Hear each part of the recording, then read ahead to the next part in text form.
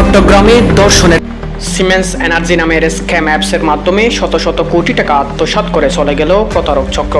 24 September সোমবার থেকে অ্যাপসটি অকার্যকর হয় এবং তাদের সাথে একমাত্র যোগাযোগ করার মাধ্যম টেলিগ্রামও ব্লক করে দেয়। বিভিন্ন সময় ডেস্টিনি ও স্পিক এশিয়ার মতো কোম্পানি সাধারণ মানুষের সাথে প্রতারণা করে হাজার কোটি টাকা আত্মসাৎ করে চলে গেলেও হয়নি মানুষের সচেতনতা।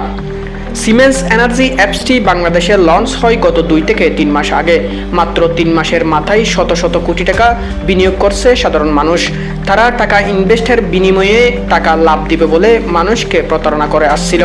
গত 1 মাস ধরে নামমাত্র লাভ দিয়ে সাধারণ মানুষকে লোভ দেখিয়ে হাজার হাজার কোটি টাকা আত্মসাৎ করে পালিয়েছে সিমেন্স এনার্জি নামের স্ক্যাম অ্যাপসের প্রতারক চক্র। অ্যাপসে ছিল না কোনো ঠিকানা বা যোগাযোগ করার কোনো মাধ্যম, তারপরেও বিভিন্ন বিভাগে প্রতিনিধি নিয়োগ করে সাধারণ মানুষকে আকৃষ্ট করে অ্যাপসে বিনিয়োগ করতে প্রচারণা চালায়। বিভিন্ন সংবাদ মাধ্যমে সিমেন্স এনার্জির মতো স্ক্যাম অ্যাপস দিয়ে মানুষের সাথে প্রতারণা করে আসছে মর্মে বহুবার সংবাদ প্রচার করলেও লোভের কারণে মানুষ কর্ণপাত করে না। সিমেন্স এনার্জি স্ক্যাম অ্যাপসটি 1956 সাল থেকে বাংলাদেশে চলতেছে বলে অ্যাপসটির প্রোফাইলে যুক্ত করে।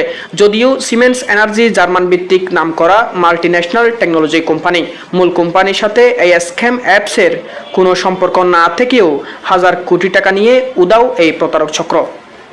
Desk news, Bangla today.